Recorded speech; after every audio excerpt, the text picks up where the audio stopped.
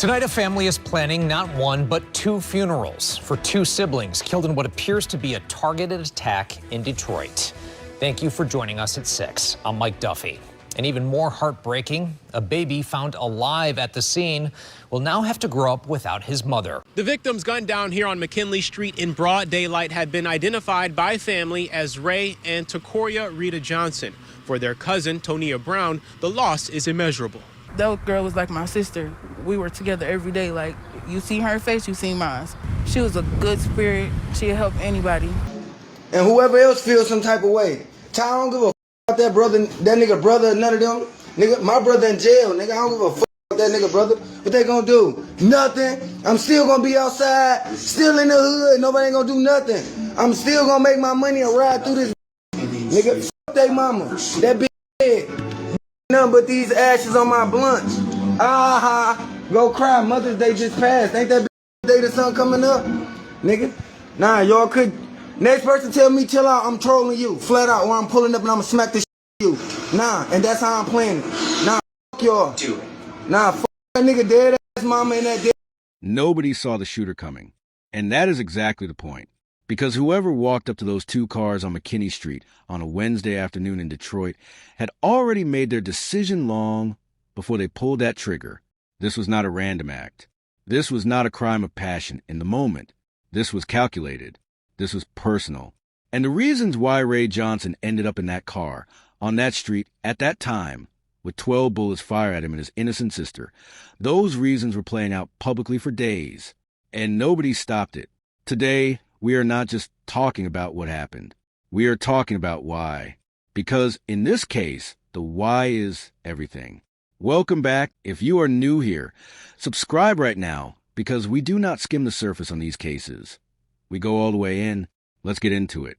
Raye Johnson was 33 years old.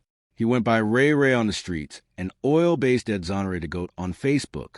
He was a local Detroit rapper with a reputation, a following, and an online presence that was as bold as it was reckless. By every account, Raye was not a quiet man. He was vocal. He was confrontational. And in the days leading up to May 20th, 2026, he was in the middle of a very public, very dangerous war on social media that he had no intention of walking away from. In fact, he walked straight toward it. And on a Wednesday afternoon, it met him right where he was sitting. Raye Johnson, Rita, was 27 years old. She was Raye's sister. She had a 1-month-old baby boy. She had nothing to do with any of what was happening online. She just showed up for her brother.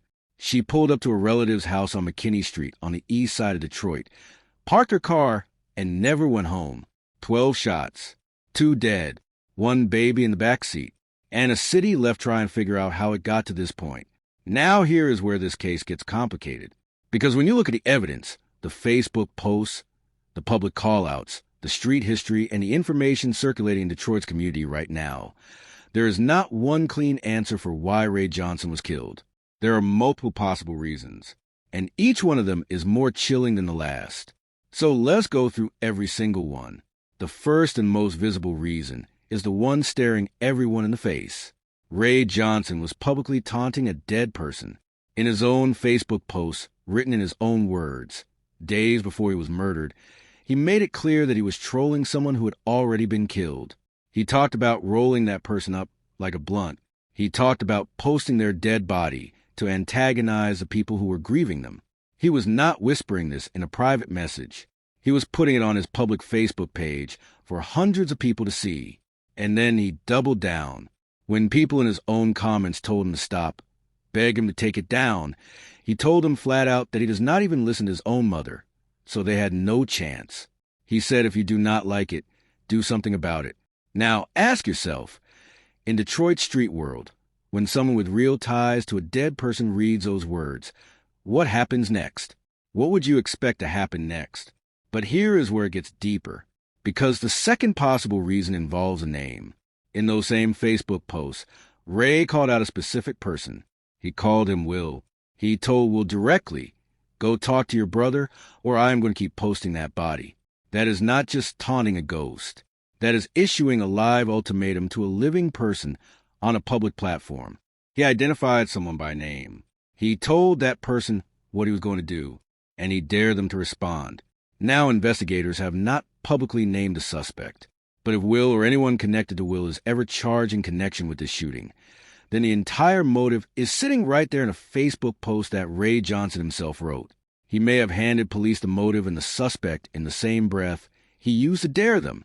Now let's talk about Theory 3, because this one changes the moral landscape of this entire case entirely.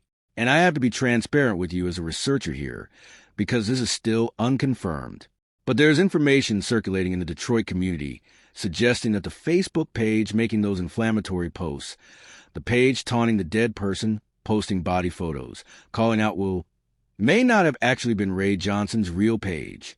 There's a theory that someone created a fake profile impersonating Raye and used that page to post all of that provocative content. Think about what that means for a second. If that is true, if Raye Johnson was being impersonated online and someone was posting threatening, disrespectful content in his name, then he was killed for something he never actually did. The person who fired those 12 shots on McKinney Street may have shown up to retaliate against a man who was completely innocent of the online behavior they were retaliating against. 2 people dead, a 1-month-old without a mother, and the entire thing possibly triggered by a fake Facebook account. Does that not keep you up at night? Because it should. And I need you to sit with that question right now. If it turns out the page was fake, what does that make this? What do we even call that? Theory 4 goes back further than the Facebook posts, because Raye himself gave us a window into his history in those very same posts. He wrote that the feds came for him before and could not stop him. That line is not throwaway bravado. That suggests prior federal attention, a criminal history that goes beyond a local street beef, which means Raye Johnson may have had existing enemies that had nothing to do with whatever was happening on Facebook in those final days. The social media war could have simply been the spark that gave someone with a pre-existing grudge the justification or the location they needed. In other words, the Facebook beef may not have been the root cause of this killing. It may have just been the timing. Someone who already wanted Raye dead saw an opportunity and took it, and Rita just happened to be there. Theory 5 is the one that law enforcement has not addressed publicly but cannot be ignored. Raye was known. He had a street reputation. He referenced being on the federal radar. He was a rapper in Detroit's underground scene. In cities across this country, we have seen cases where an online beef is a visible surface of a much deeper conflict. Territory, money, old scores that never got settled, alliances that shifted. The boldness of the shooting, one person on foot in broad daylight, firing 12 rounds at 2 cars parked outside a family home, suggests someone with either nothing to lose, full confidence they would not be caught, or both. That level of brazenness does not come from a Facebook argument that started 2 days ago. That comes from something that has been building for a long time. And that brings us to the question that ties all 5 of these theories together. Which one is true? Was Raye killed because of what he posted? Because of who he called out by name? Because someone impersonated him and posted content that was never his? Because of a history that predates everything we can see on social media? Or some combination of all of it? Because in reality, these things rarely exist in isolation. Beefs have layers. History has layers. And Detroit streets have a long memory. What we do know for certain is this. Detroit Police Chief Todd Bettison stood in front of cameras within 24 hours of those bodies being found and said they had a suspect or person of interest and expected an arrest shortly. Spelling in your first and last name, your title? Commander John Savek, SVEC, 9th Precinct. What's going on today, Commander? At 1:48 this afternoon, we had a shot spotter alert, 9 shots, quickly followed by 3 shots, at which time the units responded within 5 minutes, arrived on scene. We have 2 adult victims, a male and a female. Both were pronounced deceased at the scene. Any leads on a suspect right now? We're still developing that now, looking at camera assets in the area. And we had heard reports that there's possibly a child found in the home. Is that true? There was a child in the back seat of one of the vehicles. The child's about a month old. The child was not injured. So the child's at the precinct now and going to be turned over to parents. And so the people that were found deceased are not the child's parents? At this time, we're still developing their identity. Do you know a new reason? What happened? No, not at this time. We got 2 vehicles parked in a residential area. appears the suspect walked up and opened fire. Okay. Are you thinking this is targeted at this point? It appears targeted based off where the casings are located, where the shots were fired at, yes. And the people that you found, do they live in that home? We're still working on their identity at this time. Are we good? Thank you, Commander. All right, thank you. Thank you. He said it is hard to commit a crime and get away with it now. The city's Project Greenlight cameras, flock license plate readers, and ShotSpotter technology were all activated on a block that got 12 rounds fired on it in broad daylight. If the shooter walked up to those cars, there is footage somewhere. If a vehicle was used, the plate was read somewhere.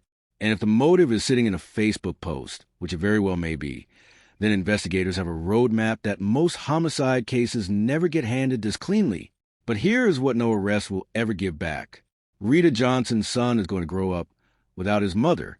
He was 1 month old when those shots were fired. He will learn about her from cousins and grandparents and old photos and videos. And at some point, someone is going to have to explain to that little boy not just what happened, but why. Why his mother pulled up to a family home on a Wednesday afternoon and never came home. Whether it was because of what his uncle posted, what someone posted pretending to be his uncle, or because of enemies his uncle made long before any of this went online. That child deserves the full truth. And so does Rita. Detroit Crime Stoppers is at 1-800-SPEAKUP. Every tip is anonymous. If you know who walked up to those cars on McKinney Street, if you know who was behind the fake page, if you know who Will is and what his connection to this case really is, make that call, because 2 families are in pieces right now and a baby boy has no mother. That call could change everything. Subscribe if you're not already here, because this case is not closed and neither are we. The moment an arrest drops, the moment that fake page theory gets confirmed or denied, we are coming straight back to this story. Drop everything you know in the comments below. What do you think really got Raye Johnson killed?